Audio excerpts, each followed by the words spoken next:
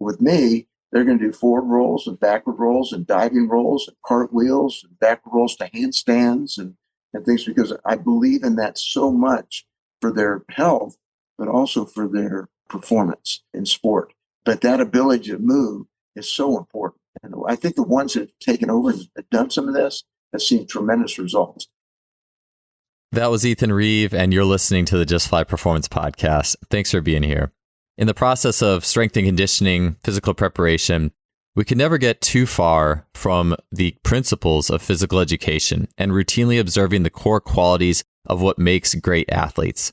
Strength training and building muscle mass is a really important part of the athletic development equation, but it's also really important to look at all the pieces and the roots and the development of athleticism. And no matter where you are on the training equation, whether you work with older pro college athletes or youth, these principles ring true no matter what the sport or population. Our guest today is strength and performance coach Ethan Reeve. Ethan is the director of strength and performance for MondoSport USA. He's the former president of the CSCCa, and he has 44 years of experience coaching in the college as well as the high school ranks. In addition to decades in NCAA athletic performance, Ethan was also an SEC champion wrestler, and he was the head wrestling coach at the University of Tennessee, Chattanooga, where he achieved 5 Southern Conference titles in 6 years. Ethan does an amazing job blending physical education principles as well as his experience in wrestling into building athleticism in a strength and conditioning setting. On the show today, he talked about that blend of wrestling and physical education and what it looks like in his training program. He talks about the learning environment he looks to set up in his training sessions. We discuss things like belly up or speed training from disadvantageous positions, key ground-based training movements that he looks for athletes to be able to perform, as well as other important principles of building a total athletic development program. It was great chatting with Ethan, and I know you guys will love this show. Before we get started with the show today, I wanted to highlight our sponsor, Lost Empire Herbs. As the CEO of Lost Empire Herbs would say, these aren't your grandpa's herbs. This is not the bottle of ginkgo biloba at the drugstore. And that's kind of what I used to think. And then I used one of their flagship products, the Phoenix formula, years ago. And in taking it, I noticed an increase in kind of buzzing with energy in my body right away, but I noticed an increase in energy. And then a few weeks into using it, my strength levels in the gym started going up. And that was something that I hadn't actually expected originally. Those I've recommended the product to have had a great experience with their product as well. And I know you will too. If you want to see some of my own favorite herbs that I use from them, you can head to lostempireherbs.com/justfly. And you can also get 15% off your order there. I hope you get a chance to check them out. All right, that being said, let's get to the show.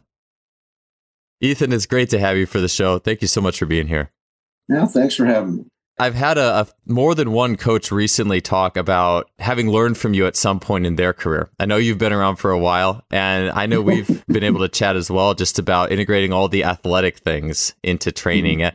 So I know you have a diverse background, wrestling, strength and conditioning, all these things. Tell me a little bit about your story and how you blended your experience from wrestling and that end of human movement into the sports performance side of things. Yeah, of course, all this has to do because you get old, and that's how people know you're just old. But no, I go back to my days when I was in elementary school.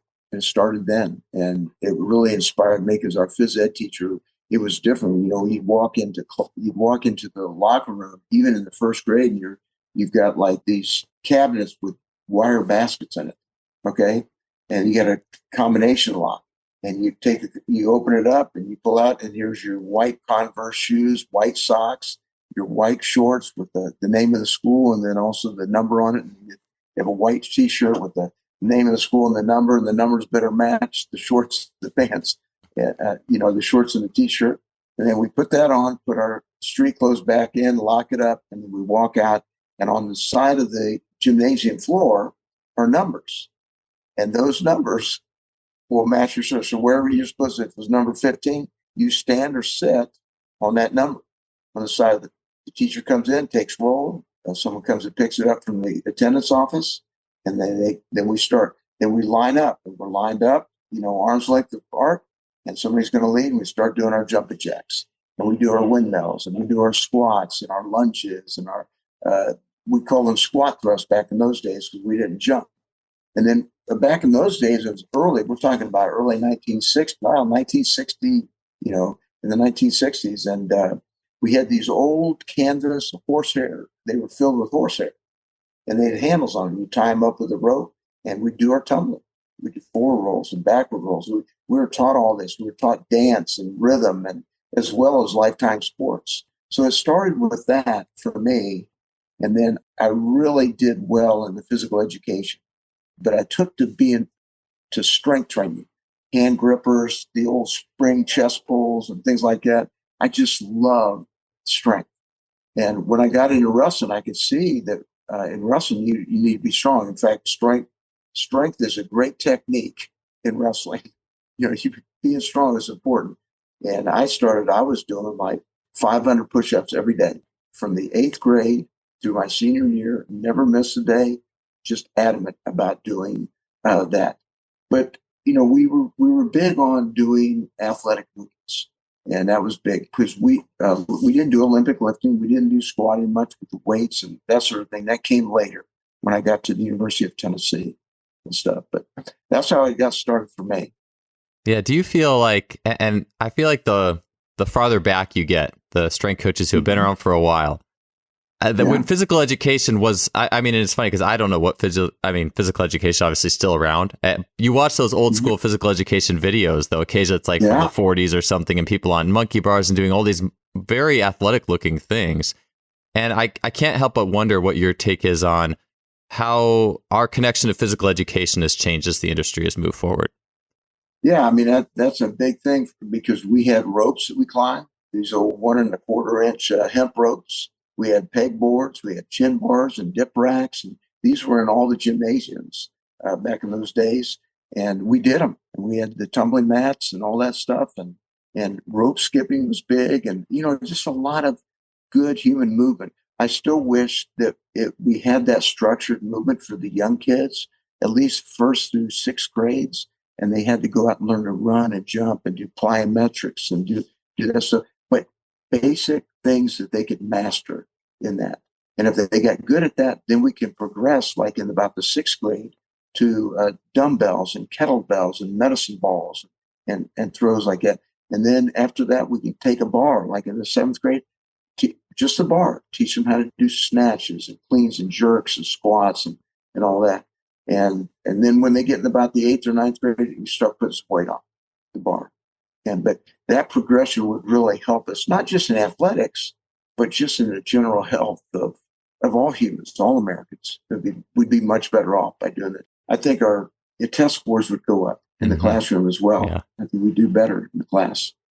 Yeah, I find it interesting. I've heard coaches talk about this where we have the different sides of the strength and conditioning or sports performance is multidisciplinary. And I think we can get to the point where we start splitting hairs on these more quantitative things, like what kind of velocity-based training should we do or something. But at the same time, should we really spend all that time digging out that minutia when there's this huge world of physical education that people don't talk about as often? And I just think there's so much there. I agree. And I've been around, I've been over with Mondo, I've been to over probably 100 universities. And it's interesting. I see some people that really do a great job of teaching and coaching and making a connection with their athletes and watching the technique and things like that. And then I see some that have gotten in some of the science or the technology, and they've kind of backed away from the actual teaching and coaching, putting hands on, correcting, and encouraging kids. You know what I mean? Because they let the technology dictate. And for me, I still think I'm not against the technology. I think you can blend it, but don't forget that feedback, giving somebody a compliment for what they're doing, or correcting them and helping them get their feet hip width or shoulder width, or whatever you're doing, get your knees out on that squat, or what. By teaching and coaching is very important, and making that connection. And you're there to help them, those athletes, to maximize their potential.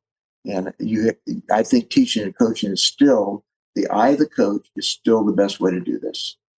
Yeah, without question. I think that technology is certainly something that is reflective of being a human being, and being able to use technology is awesome. But I think it's like, I think it can be easy to almost get, and I guess you have sports scientists too on that end of things who deal more in that. But I feel like, if you're a coach, you can't let that end pull you from your roots. Like kind of like Rocky in the Eye of the Tiger. Like don't forget who you are or where you came from, right? And it's almost like in some ways too, even in like the college or a level of more developed athletes who have been through this process, I feel like sometimes even doing that stuff with a more developed athlete connects them to their roots. Like they have a smile on their face while they're doing these rolls or gymnastic type things. Because in some ways, not only is it good for you, but you also remember what it's like to be a kid and play and just move your body in a fun way that's not like, very precisely measured or monitored.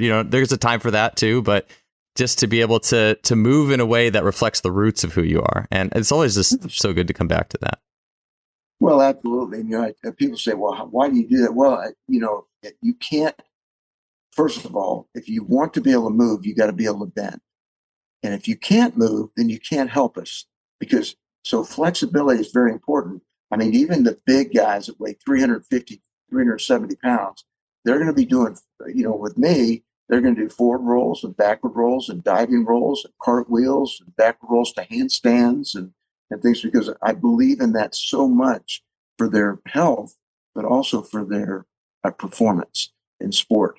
But that ability to move is so important. And I think the ones that have taken over and done some of this have seen tremendous results. And, it doesn't take very long. All it is saying, okay, we're going to devote 3 minutes a day in our workouts to our tumbling routine. Don't make it difficult. Get in there quick. And the more they do it, the easier it becomes. And what happens is initially, and I'm sure you know this, but when you start doing tumbling, that the fluid inside your ears gets all jumbled up and you'll get dizzy. I mean, you're grabbing for sky hooks. You feel nauseous at times.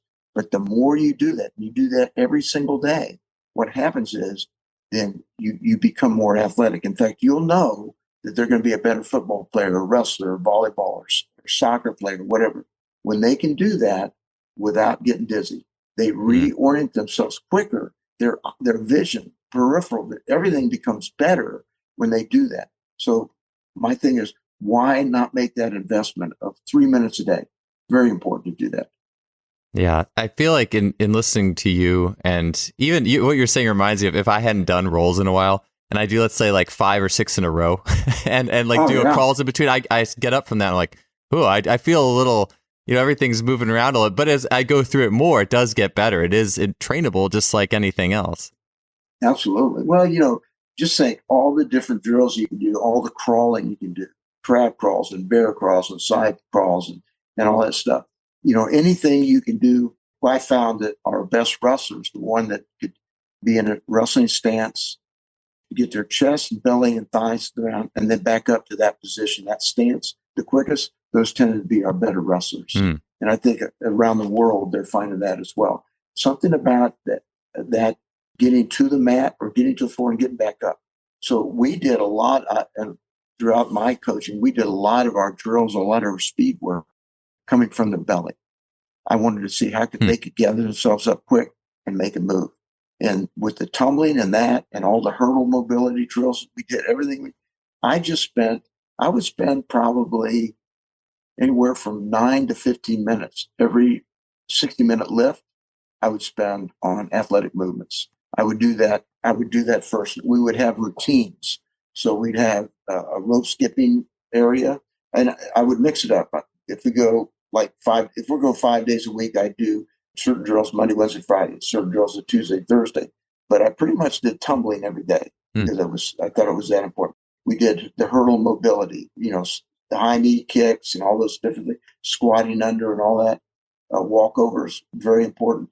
Skipping rope was good. But anything that was athletic, I wanted to put in because I wanted them to know you're an athlete first. So we're going to do athletic things. I want to make sure that you can move. But we did this thing called bad to good position, and I did it with wrestlers too.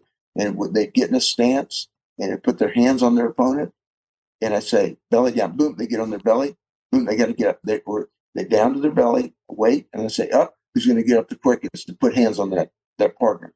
And then I'd put them on one right side, then on their left side, and their back, and then put them on their hands and knees and different positions. So they had to learn to gather themselves from that poor position into what is a good power position for an athlete when they're on their feet. And they had to know how to do that quickly. And I could see that with soccer players. I can see it with volleyball players and wrestlers and football players. That quickness of getting from one poor position to a good position is very important to work on. And I think that's the kind of thing you can work on every day. It would be very helpful to them. Yeah, I like the in the physical education, even the long-term development. I had Jeremy Frisch on not too long ago talking about just rolling, like stuff where even kids they're on their bellies, they're rolling around, they're getting that, or even you could say roughhousing or grappling, all like that sensory information that runs through the trunk. And I think about it too in the sense of like getting up off it's almost like once we get on our feet and we start walking, we move past that. We don't think about it anymore. But I think about, well, if you're on your belly, you have all this sensory information. And we watch athletes, I know in track, like I'll watch athletes who like will do a scramble start where you're just lying on your stomach and your hands are off the ground in a prone position, like the bottom of a push-up. And then I'll blow the whistle or say go. And they have to get up and sprint as fast as they can. And the athletes who are more athletic, that getting up process is more connected. It's almost like the whole body springing as one unit from the hands to the feet, because there's all that connection, all those, you could call it co-contraction or just, fascial tension, whatever it is, they're connecting the whole body to get up as one piece, versus an athlete who isn't. They will push up with their hands first. They'll kind of do that, I don't know if it's upward dog or whatever the yoga pose is where the head comes up and the hips stay on the ground, and then they'll segment upwards.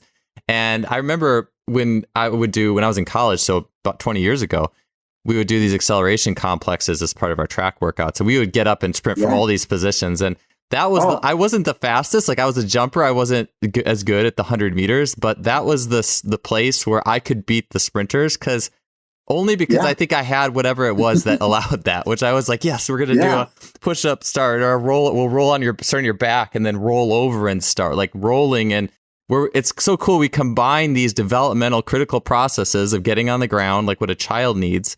And then it's like not forgetting your roots yet again in a sprint specific manner. Yes.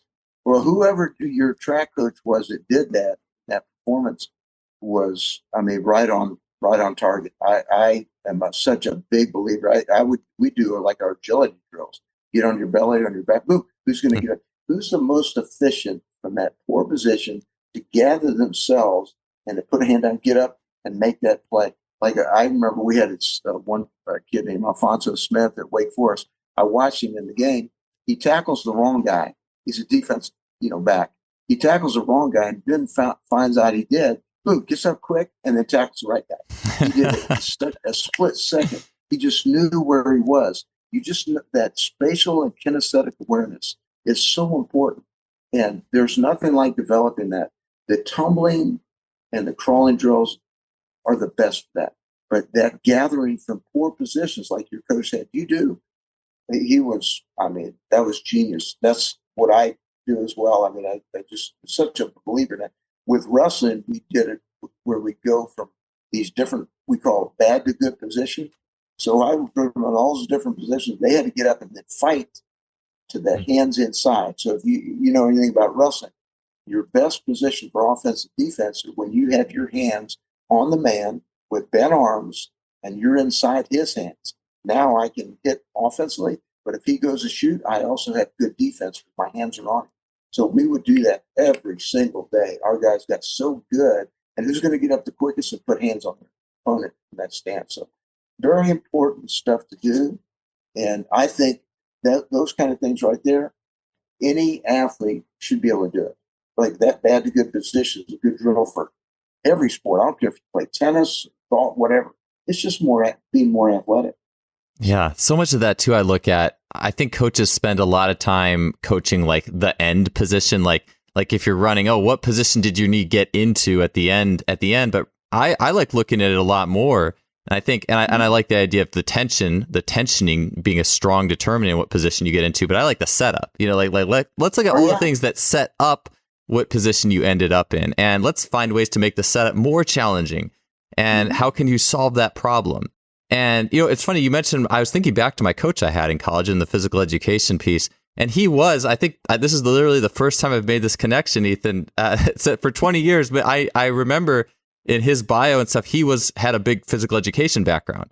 And now I look back and I think about a lot of the things that we did. And there was a lot of physical education roots in it. And it's just funny, too, because when I was in college, I was a like athletic training, sports medicine major for 2 years. And then I realized I didn't want to do that. And when I was athletic training, I wasn't training with the team nearly as much. And in the time it was just me training, I did a lot of more like the high intensity stuff, like the high intensity plyos and all the heavy hitters, the heavy lifting and cleans. And that was nice. But the funny thing is I didn't do nearly as well as when I started training with the team again. And I was doing the plyo stuff, yes, but I was doing all the PE stuff. And it was like, and doing it with other people and competing and racing from all these positions. And it was more like when I was playing basketball too. And so there was just so much there. It just compounded everything and made it so much better. Well, I'm going to throw something at you just so you understand kind of where I come from and what. First of all, let me say this: my two coaches that in wrestling when I was in high school, neither one of them wrestled. They knew how to organize workouts. They knew how to time things. It's a couple of times they would come in with the book and show us what to do. But they could teach, they could coach, they would encourage.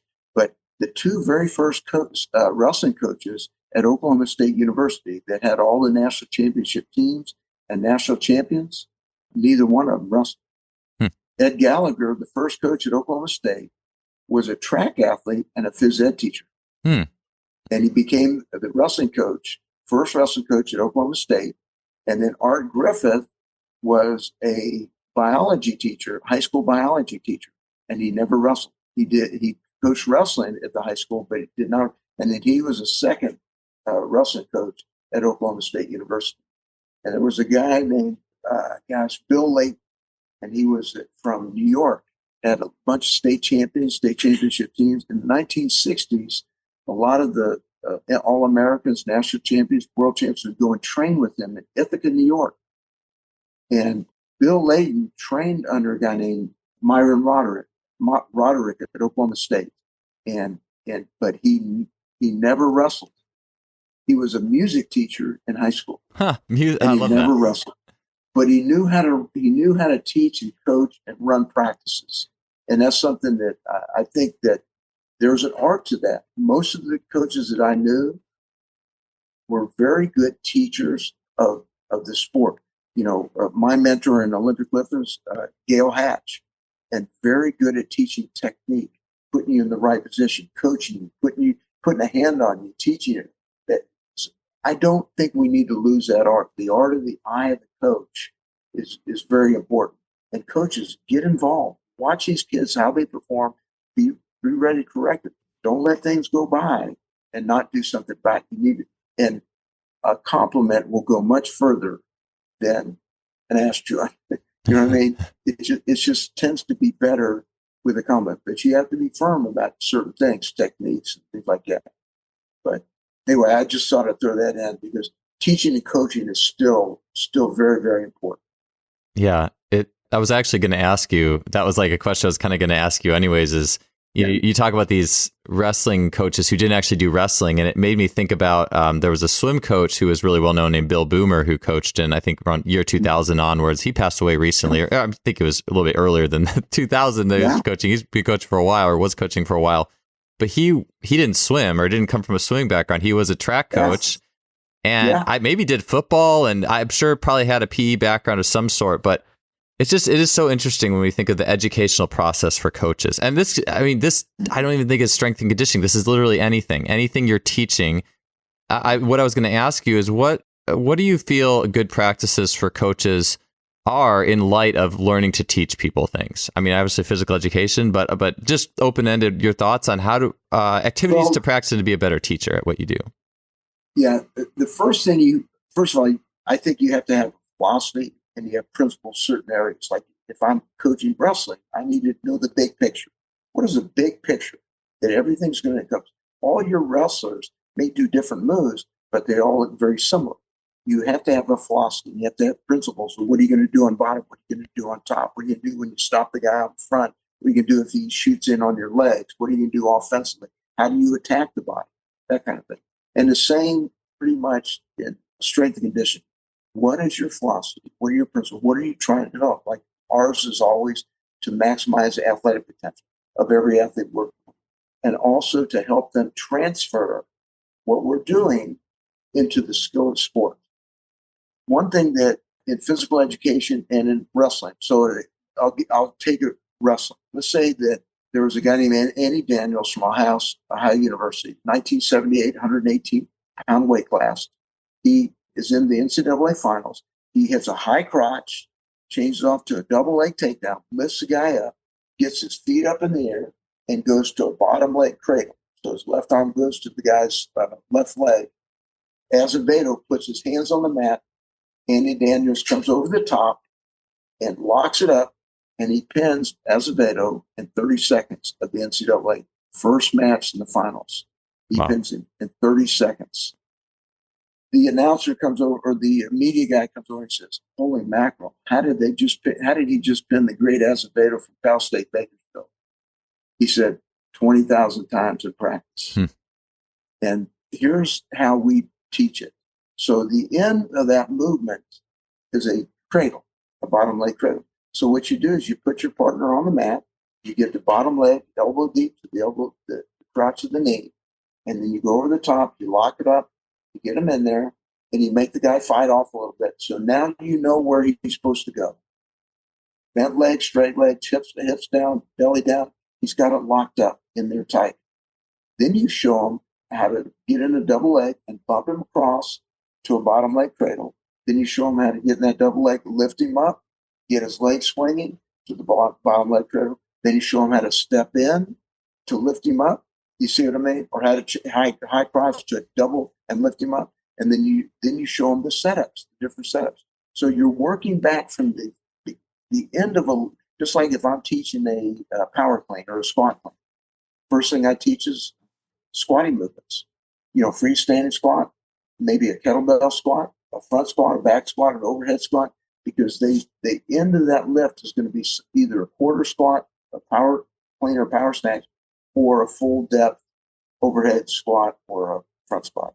So what you do is you teach the end and you work your way back to the beginning. And that way they're more comfortable. Now they know where they're supposed to be. But then you can start segmenting your way back. And I'm telling you, it works whether it's physical education and skill or and sports skill. Work your way back from the end so that kids are comfortable knowing where they're supposed to go and they'll work their way back. And that's what I found to be very helpful in teaching skills. I think one of the most rewarding things in coaching for me is seeing an athlete do a skill and intuitively coming up with a series of movements that'll help teach them that thing. And then when you see it lock, it's so rewarding. I think so often, sometimes we take, I don't know, like sometimes I don't get the impression that I shouldn't say that. I just should say we don't talk about that type of thing as much as we talk about more just protocols. It's like, and maybe that's more easy to talk about versus I think a lot of times teaching is more intuitive. It is something that it's definitely more of that art where you're like, I feel like this is going to be, of course you can create the protocol and then lay it out there. And that's a good place for lots of people to start. But it's always been that thing on the fly too, where you're seeing an athlete in a movement. I'm sure, for you and your wrestling experience, this would be maybe the sports too, that are a little bit more, a little less rudimentary than some of the lifts and strength and conditioning as well. But what I would do, Jules, when I walked into a weight room, I really was thinking coaching wrestling. I'm just like, I'm coaching like I would coach wrestling. I'm going to teach the skill of whatever we're doing, whether it's a power clean, a snatch, or a squat, or a deadlift, whatever we're teaching, then we're going to work on that. But I'm going to teach it and coach it. But when I coached wrestling, and let's say I had 48 guys on the team, I needed, beside myself, 48 coaches. I basically made my wrestlers into coaches. They could teach and coach because the term in wrestling is champions come in pairs. So you're not going to win. You're not going to be an All-American or national champion unless you have a partner that also of the same caliber. So you're working together every single day with them. Man, it picks up. You go to the weight room, you go running, you go drilling wrestling moves, whatever. And it doesn't matter what sport. The more you teaching kids individually is not the way to go. I don't do circuit type things, especially with my big lifts. If we're doing a power clean, I'm not going to also then put in a side plank and a upright row. We're going to do power cleans. One guy's going to be on the platform. The other two guys are coaches. They're teaching. I'll come up and correct. They'll see what I'm doing. They'll emulate. what we're doing. I want everybody to coach and teach and be responsible for their teammates to get better. Because if everybody in that room gets better, you're going to get better too. So you can't look and say, well, I'm just going to work for these 22 football players. These are my stars. I'm just going to work with them. I don't really care about those. Everybody's important. You care. I never even worried about who was a scholarship, who was a starter. Didn't matter to me. Didn't matter. I was going to improve everybody that walked in that room. I was there to help them get better. Because if they got better, that fourth stringer in wrestling, the third stringer had to get better to keep his job second. And the first, the whole room is electrified. But you want them to care about one another. And that's big in sport. I would recommend that to all sport coaches. They need to have their athletes care about one another. You can't have one guy who does his power plane, a set of power planes, then instead of going back and helping coach, the next guy's stepping up. He goes over, gets a drink of water, he flexes his muscles in front of the mirror. That's not going to help the team. And if you do a circuit where you're doing like you got three things working together, then what happens is you just created three individuals. So all they care about is, I'm going to do my part. Okay, I'm going to do this, and I'm going to do. They're not really paying attention to the other guy. I want them to always care about their teammates. Yeah, it sounds Does that make sense to you? Yeah, it sounds like I think too sometimes about like the culture of what is being rewarded here? Like, what are we really trying to get here? And yes, strength, athleticism, but also it's like a culture of learning. I think that it can be very easy to have a culture of, just repeat what the coach said. Here's your card, and it ends there. And it's like it can be so much better even when it's like, well, the culture is how do we learn and how do we help each other learn these things? Because that also would carry over to what you're doing outside of the gym, not just the physical capabilities you're getting. Yeah, and you want competition. So our room was always, I had down the middle of the room, full length of the room, I had about a 4 to 6 foot walkway, and that was called the coach's alley. And so on the right side, I would have maybe 10 or 11 squat stands going all the way down. And right behind it would be 10 or 11 of the platforms. Okay. On the left-hand side, it would be squat stands and then platforms. And those squat stands, those guys are facing each other. Well, so what I do is I put defensive linemen on this side, offensive linemen over here, linebackers over here, tight ends and fullbacks here, and you keep going. They're like competing. They're calling each other out. That's awesome. More weight bar. So what you're doing is they're teaching and coaching. They're encouraging. We're keeping on the clock. We're keeping things moving, but we're also very much into encouraging and helping each other to all get better. When you walk in, whether it's a wrestling room or volleyball practice, you're in there. The only thing you can expect is for those kids to get better every day. That's a big thing. So by the end of that practice, maybe 0.25%, 0.5%, whatever, they get a little bit better. And it might only be a tumbling. It might be the stretch. It might be the skill or whatever the thing is. They get a little bit better every day. So that when you come in next Wednesday, think how much better they are. Every time they come, they're going to be better and better and better every day. That's what you do. So as a role model, what you've got to do is sit down and write down, and you have to be objective. The idea is, how can I get better? What can I do? How can I present this better? How can I teach this better? How can I organize this better? How can I be a better coach? And that sort of thing. And that's what I've always held my standard to, is to be a role model for the kids too. Yeah, I love that. That competition with the groups, it makes me think of there was a story Sam Portland told of a similar type of competition he had set up. Going back to the teaching too, it reminded me of, and this, when you were saying wrestling, how you approach the weight room as the lens of a wrestling coach, I do from the eyes of a track coach so much, like my roots of learning, pedagogy and track. And speaking of track, though, this got me thinking about, there was a track coach that I worked with, a high school coach, who part of his process for helping his athletes learn pole vault, and it was a situation too where he didn't have, I think, a lot of assistant coaches or enough assistant coaches. I feel like this would be against the rules now if a coach wasn't around supervising pole vault for high school. I don't know how that works, but he would have like one athlete, he'd be like, all right, one athlete's vaulting. All right, the other one, I want you to watch them, watch their steps. The other one, I want you to listen to them. Don't even watch. I want you to listen to the steps. And it's almost like you're taking turns really teaching your body all the ways, not just visual, like also auditory, like there's there's so much, you could get way out there and have someone feel the track. Or, no, that'd be a little crazy, but, there's so many ways that I think you can help people through that learning process. And I wanted to ask you about something else with, I was thinking, you got me on the track thing, actually. You had talked about this, but you talked a lot about the wrestling elements and the tumbling and the rolling and all of those things and the crawling. And I think crawling is pretty universal on some level, but you mentioned hurdles, because I feel like that's kind of a track thing, or it is a track thing in many ways. It is. But it is amazing. Still from track. Yeah, wrestling, combine wrestling and track together. Look, man, anything that's going to make them athletic. Here's something that, and we'll get back to that, but I wanted to share this with you. When I coached wrestling here at Chattanooga, first of all, if you want to teach and coach, the first thing you have to have is you have to have kids that are coachable and teachable. So when they would walk, we had 2 double doors in our room. We had 2 full-size mats. We had like 10 chin bars, 10 dip bars. We had 10 ropes, 20-foot ropes that they would climb, stuff like that. But the first thing, when they opened that door, they walked in, first thing they did, on the wall that they were facing, they walked in, were all the conference champions, national champions, all Americans, they were on that wall. Okay. And when they walked in, first thing they do is they bowed in and they would look at that wall. When they left the room, they had to bow in toward that wall and they could walk out. That was everybody had to do it. I did it, all my coaches, everybody that came in, that's what you did. There's something about humility and being able to learn. You know what I mean? You can't come in thinking you know everything. Look, I want kids that are confident. I want them tough. I want fighters. I want people that love to compete and get after it.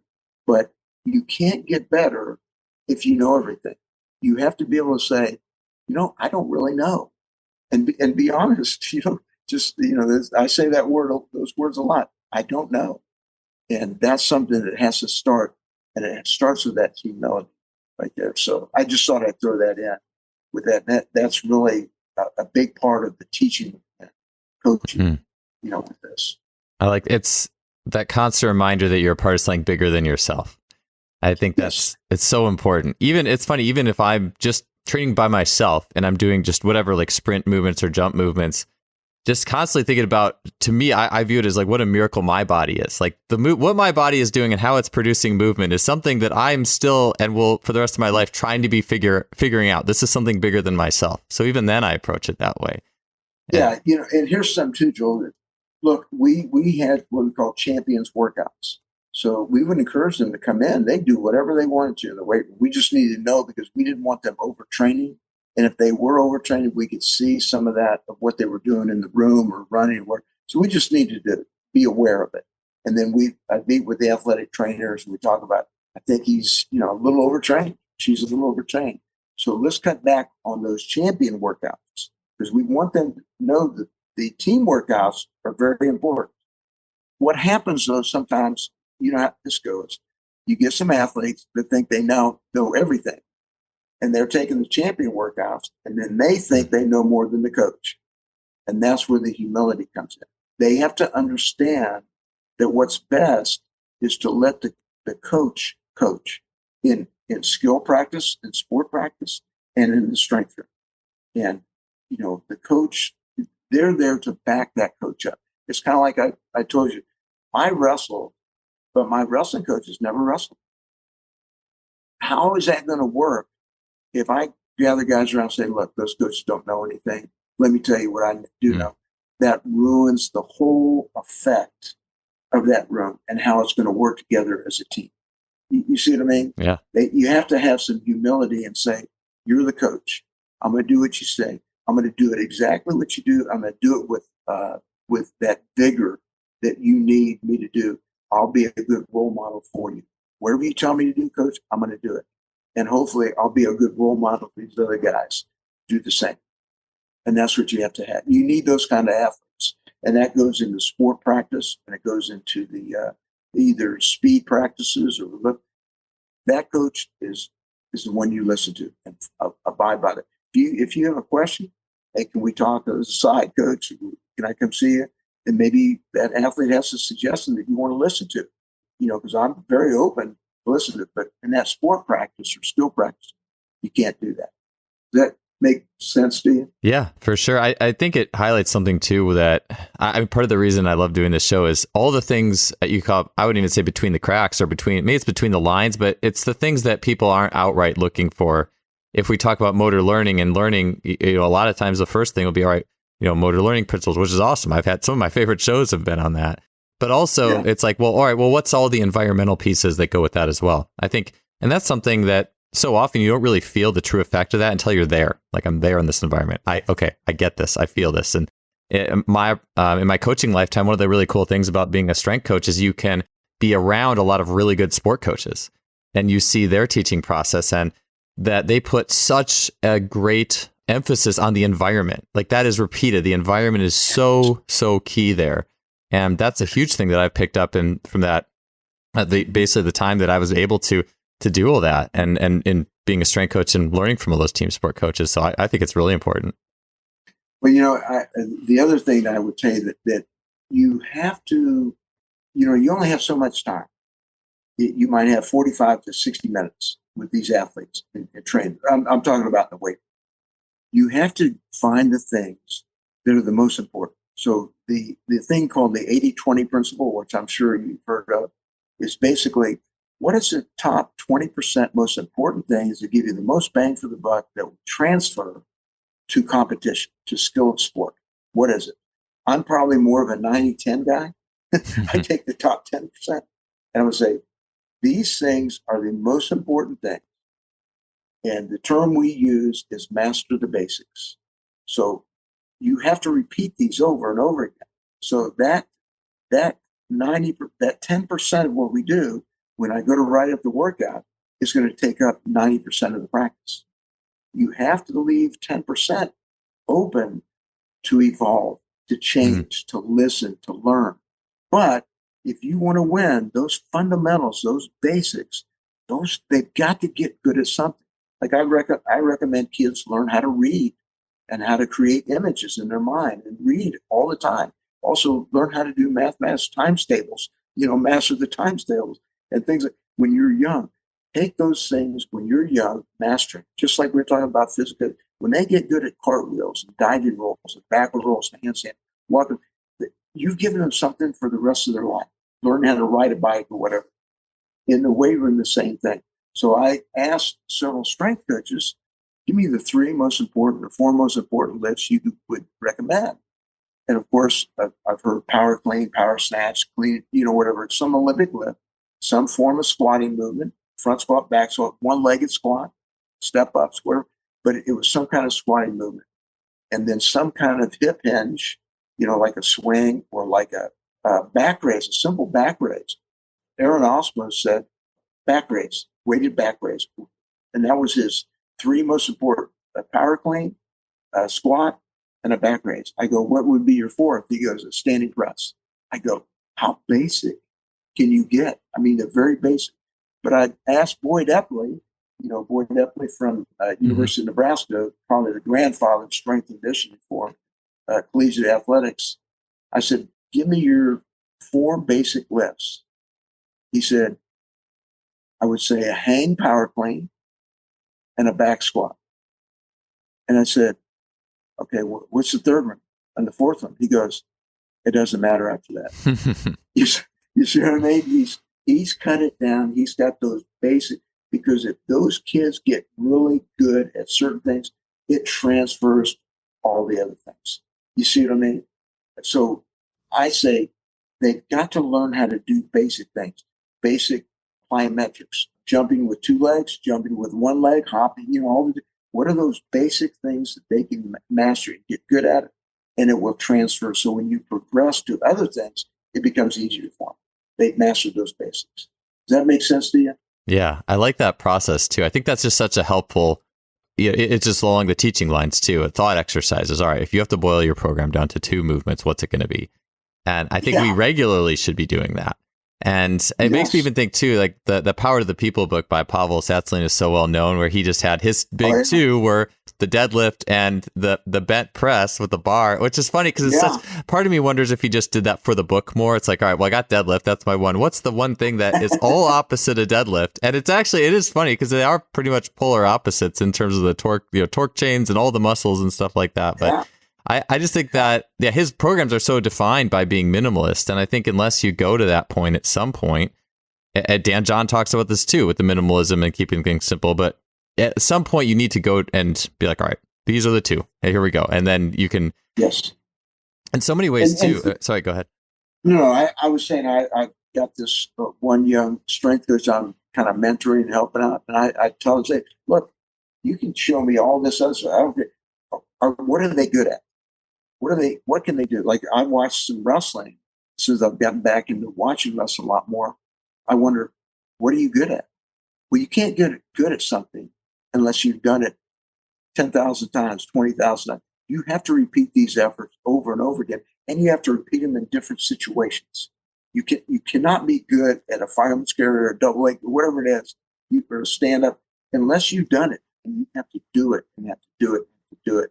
And I would say running is the same way. Thing I always loved was I love running stairs. I think stairs are still one of the best things. You can't run them, walk them.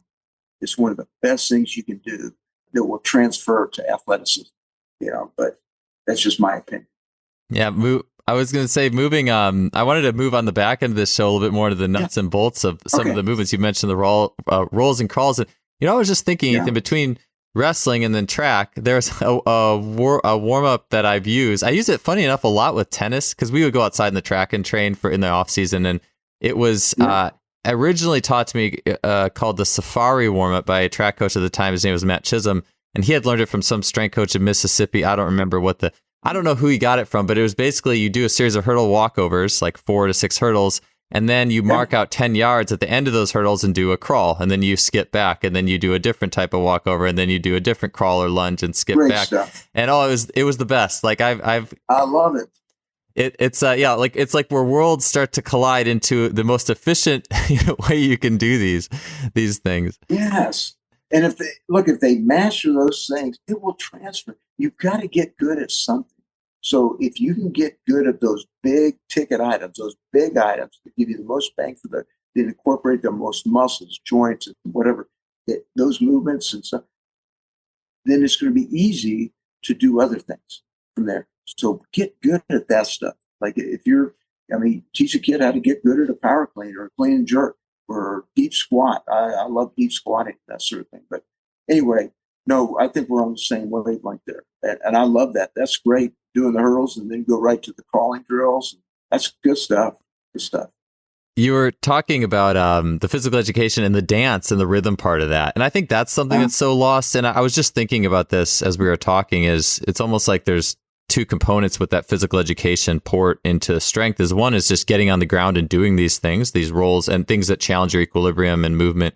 But then when you do stand up, like, is there a rhythmic aspect? And if you're doing hurdle stuff, a lot of times, especially in track, there's always rhythm in those hurdle drills, or even the speed ladder. People hate on the little speed ladder, but if you do it from a rhythmic perspective, I feel like that's one of the main things you get is, hey, here's a ladder. Absolutely. Does it represent all the steps in sport? No, but you can do it for rhythm, and it's that element can be helpful. Yeah, and people, they've come up with these different assessments to see how the kids are and how they, where they are strength-wise or balance and things like that. I always did mine through actual movements. I did the hurdles and the tumbling, and then I would correct them through that. But we had a professor here at the University of Tennessee at Chattanooga. He came in and put the TV screen and had these eye-hand coordination, and you touch the screen with this. And we looked at the results throughout the year on injuries. And we found that the kids that did the poorest with that eye-hand coordination were the ones that always got injured. And I asked him a simple question. I said, well, then how do we remedy that? He says, you get good at the eye-hand coordination. And I go, that's it. And it kind of verifies what we're saying. If they can't tumble, get them better at tumbling. And then they're going to get better and it's going to transfer. But there's something to that eye-hand coordination And what we were talking about, getting from poor position to good position, or getting from good position to poor position back up to good position, even better. If you do those kind of things and really get good and master that, wow, you're really going to help athletes. I don't care. I mean, look, first of all, let me tell you, I've done it with soccer. I've done it with tennis. I've done it with wrestlers. In fact, we had, after working with our tennis team at Wake Forest for a couple of years, we finally won the ACC. Not won it before. My wife and I were watching, and we beat Virginia going for their 10th at University of Virginia. And we go to the Nationals. We have one kid in the finals who gets second. We place 8th. The next year, we had 2 kids in the finals. And of course, the one that won it was a black belt in jiu-jitsu. But you can see that all those things will help them become better. That training in jiu-jitsu will actually help transfer to sport, to other skill sports. You see, so I think these people that's why I like multi-sport athletes. I like kids, especially when they're young, to do at least a sport every season.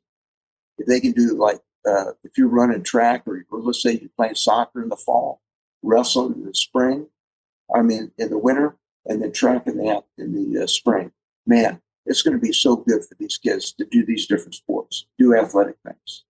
Yeah, I just think that's just another reason, full circle, why go to physical education, go to basic human movement. So often just on the back end, maybe just like the back end of teaching a position, but without everything that led up to that position. It's like, I think we're so just, all right, let's go to the assessments and the biomechanical, which is good. I mean, those things are great. And I've learned a lot of biomechanical assessment type elements, but even what you were saying with the vision, that's so cool. Jeff Moyer, when he was on the podcast not too long ago, had talked about how many injuries in women's soccer or something. I don't know if there's a study or where, I forget where the pool of information was, but a lot of it was that this isn't just biomechanics. This is because they are not reacting to the situation quickly enough. Their body gets in a bad position, a disadvantageous position, and something goes. It's not just, their alignment with this was off or that was off.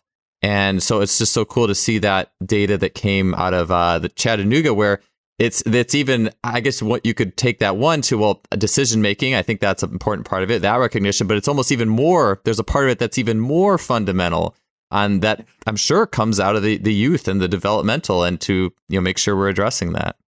Right. So let's come up with something that'll help them with that eye-hand coordination, and we can cut down some of these injuries. That's going to help some. Let's do it. So I'm with you. And that human movement is so important. I still remember doing, in phys ed, we'd have 2 people in a rope, one in the rope, and one person, and then you got to jump over. And then pretty soon they do 2 ropes. You got to do 2 ropes. But we do these sticks, that we use, and you have to jump in and out of the sticks and hopping and stuff. And man, so much coordination. That is so good for these kids to be able to do. If you ever get the chance to go to watch like the baboons and chimpanzees, you can sit there for hours. And I did. I sat there for hours just watching the movements and the jumping, the wrestling around of these baboons and chimpanzees. And it's beautiful to watch. I'm thinking, wow, I need a drill to add that in, because look how athletic these animals are. Unbelievable. So look, I'll steal from anybody, anything.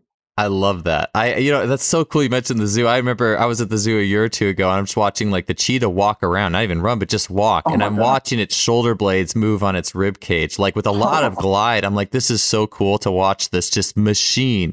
And it changed, and it really changes the way you even view stability. Cause I'm like, well, his shoulder blades or her shoulder blades are gliding all over the place, but with control. Same thing with the gorilla walking around. It's just, that gorilla that's my favorite. Silverback gorilla. You look at that silver, and no one messes with the silverback gorilla. But then he also has that gentleness to pick up that baby gorilla and hold it. And so, there's something about that kind of strength and power of that animal, but also has that softness to it as well. That's the difference, that that yin and yang type stuff. There's something to it. Beautiful. 100%. Yeah, I feel like so. It's like, for a strength coach curriculum, there should be an audit down to 2 exercises, and then go to the zoo and take notes. Like that would be a great educational system, module. I would love it. That's right. So I got a little bit off track, but yeah, so just back to some of the movement. So let's just say, and I'd love just to get into maybe high school versus college, or even middle school, high school versus a college setting with some of these things. Because as athletes, I like, just how do you view this in light of an athlete's development? Obviously, when athletes are younger, they need that multidisciplinary background. But so what's your view on the weight room, what you would present there for younger athletes, and then as they get older, so college up to potentially pro athletes and things like that? Yeah, so we already discussed what's going to happen up through about the 8th grade. And the technique's very important, and I wouldn't worry that so much about their strength. The strength is going to come from climbing ropes or doing push-ups or body weight squats. But when you start now, you're in the 9th grade, and you've got to start putting a little bit of weight on the bar. I will tell you, I am not I do 1 rep maxes. I want to find out their strength, but I have standards. So I would have standards at high school for football players, wrestlers, tennis players, whatever. They can all do about the same type of lifts, but the standards are maybe different. Okay. And so let's get, for instance, at the college level, a power clean that I would recommend for 65% of the players is about 140 kilos, which is 308 pounds. But in high school, my standard for high school would be about 220, 100 kilos, because they're at a different level. Okay. But obviously, there are going to be a lot of kids that'll do more than those numbers at that level. That's fine. They want to continue to, that's not important to me. My thing is to get everybody up as much as I can to those standards. So I'd have a standard for front squats, back squat, bench press, standing press, all this kind of vertical jumps, standing long jumps. Have standards that I want them to try to accomplish. You see what I'm saying? And so it would gradate, because these are kids between 15 and 17, 18. Now these guys are 18 to 22, 23 years of age. They're different. They become men. Look, I don't care. When you turn 18, you start becoming a man. Whether you lift weights or not, you become a man. And you're changing. After that period, then what happens is longevity becomes more important.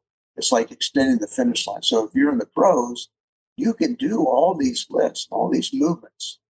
But now what happens is I'm not worried about standards anymore. They've already made it. What's going to make you successful? Doing athletic things in elementary school through, probably the 9th or 10th grade is doing more athletic things. But when you want to continue that throughout, even in through the pros and international competition. But what's going to make you successful is mastering the skill of sport. They've got to master the skill of sport in a certain way.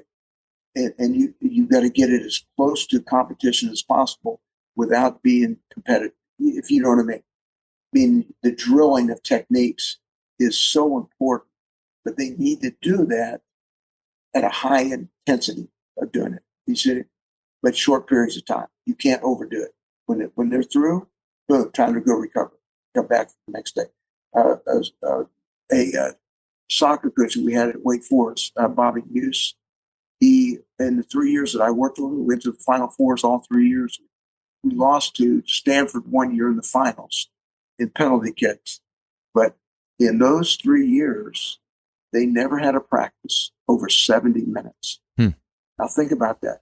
Never, even during training and teaching and all, 70 minutes was it. Very few injuries. When they got through, kids hit the cold tub or they went, got something to eat and recovered. Everything was about recovery after that. But now when they were in that practice, they might as well put the headgear on, the boxing gloves. I mean, it was a fight every day. He was tough, and it was high paced. They got after it. But he also knew they've got to recover. He's got to get those kids to recover. Yeah. Hey, so last, maybe I have a good way of framing the last question in terms of, you mentioned the cartwheels and rolls and crawls and the dive rolls. And so maybe we can close this out in the sense of, all right, what are things that really good athletes can do from the perspective of all those gymnastic calisthenics? Like in terms of like, okay, this is like, these are some real high level versions of what we do, like a dive roll or something like that. Is there something that you feel like some of the the better athletes can really do well. If I'm laying out all this physical education type movements in my warm up and that part of the process, and I like, hey, if you could do this, that would be really cool. Like, that kind of thing. What are some correlations you see? Basically what we did, it was a simple thing. Now, with some of them, I didn't do a lot of the backwards. Some of the athletes do a lot of backwards stuff. But let's say I was going to have a wrestler. And with the wrestling, he would do like 3 forward rolls. And they're into the mat. And then we're going to do like 3 backward rolls. And then we're going to do 3 diving rolls. So they have their feet together and dive up and out. Some of those guys really dove up and then how to land and tuck, roll. And then, so they would do 3 of that. Then they would do 3 backward rolls coming back into a handstand. So they had to kick all the way up into a handstand. And then we do 3 forward rolls. So you would start in a split position and you would put your hands down and you tuck your chin. You would do a roll. And while your feet are in there, they would come, ankles would touch together. Just before the feet hit, they would split out. So it was called forward split rolls. Okay, do 3 of those. And they would do 3 backward split rolls. So when you're in a split, you sit on your tuchus and your hands are down between your legs. And then you kick your legs back over the top, just like a regular roll. But where their feet are in there, the feet come together and then they'll split out right before you land. So 3 backward rolls. And then we would do things like, a cartwheel to a forward roll to a cartwheel. And then we would do things like walking on the hands, where we start and try to walk 40 feet across the mat. The most I ever got was I could walk full length of a basketball court, turn and come back to the free throw line of that first basket there. But when I got through, man, I'm telling you, your head is ready to explode, but you're walking on your hands. Boy, it's such good stuff doing that kind of stuff. But I didn't get into a lot of the flips and things like that. I think you can get into that stuff, but I would prefer a gymnast coming and teach the guys, backflips and that kind of stuff. But we did a lot of knee stepping where you'd step and you touch your knee to the mat and you step out. You go heel toe and then knee down, stretching the hip flexors, hamstrings, and that kind of stuff. We did a lot of that kind of stuff.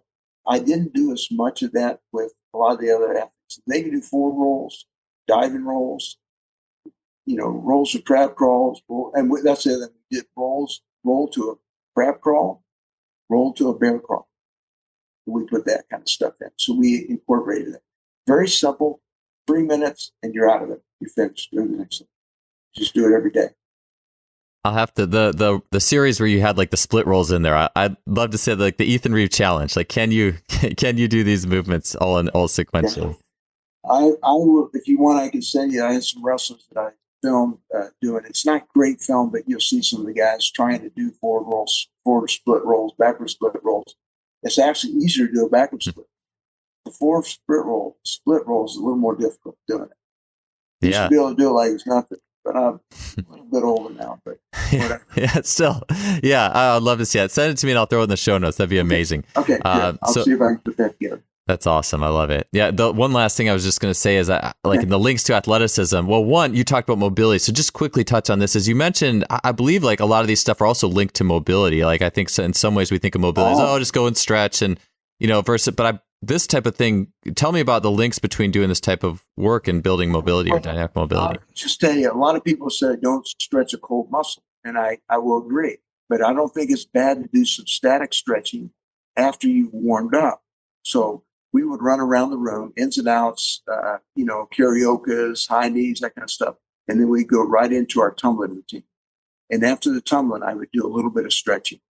And then after the stretching, we went right into climbing ropes and that stuff before we went at drills. But when I coached at Chattanooga, University of Tennessee at Chattanooga, we had 3 surgeries in 6 total years. One kid tore a meniscus and got a surgery and was back on the mat within a week. Another kid broke a metacarpal, set wrong, so they had to go back in and put a plate in there. And another kid, we thought he had turf toe. He just had MRSA. Okay. And so they operated on him and they couldn't find, there's nothing wrong. He didn't have turf toe, didn't have any problem. Those were the 3 surgeries that we had because you take care of your kids. You do these things. You help them to get stronger, get more confident, and you make them do these. But these movements, when you do a forward roll, just imagine the Achilles flexibility you must have in your ankles, your calves, your knees, your quadriceps, your hips, your back, all the way through your spine, just to do a forward roll and be able to do that without using your hands to come out of the roll. Where you have to tuck and roll, very important. Doing that with a backward roll. All the things are being stretched by doing that. Not just the kinesthetic and spatial awareness, but the flexibility is very, very important. So doing the tumbling, and you're gonna have some flexible athletes. Look, we had a kid that went with the New England Patriots first round as a lineman, weighed 307 pounds, and he could do forward rolls, backward rolls, cartwheels, all stuff. I made him do it. Made him do the hurdle drills, squatting under, stepping over, and he was an athlete. He could move. I've had kids 350 pounds plus doing that kind of stuff. I'll tell you another thing I think is important, and that's a connection. I love the stairs, but I think skipping rope still is one of the best things, especially offensive linemen, defensive linemen, because a lot of the plyometrics, you got to be careful of their weight. You start doing like a lot of the box plyometrics. That's a lot of weight to come down, especially on the 1 foot. But skipping rope and doing ladder drills, like you mentioned, ladder drills, wow, I think that's really, really good, because that connection with that ball of the foot and that Achilles tendon is so important. That is so important. They need that when they're out there on that football field or playing volleyball or whatever. It's just so good for all the athletes to do that. Yeah, I love that you mentioned ball of the foot too with the ladder drill, because I think that the ladder gets looked at from a movement specificity standpoint, and then we just get rid of it. But I was like, the ball of the foot stuff and the rhythm, it's like an advanced version of jump roping. And would you get rid of a jump rope? I mean, it's just such a good training tool for that perspective of things, the rhythm and the ball of the foot. Yeah. I mean, look, and what we talked about, Joel, the big thing is this is something you can do in your warm up. You could do these. It doesn't take much. What's going to help with that, doing those hurdles, the skipping rope and doing the tongue, is if you do it every day. Mm-hmm. Every time they come in, they do it. Here's a routine. They master it. The kids get so good at it. It's like nothing to them. You see what I mean? And boy, does that transfer. It really, I see it transfer to every athlete, every sport. Yeah, absolutely. I couldn't agree more, Ethan.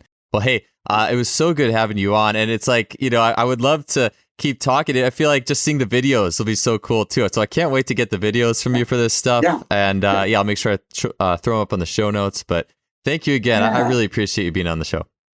Thank you very much for having me. I enjoy it very much. Thank you.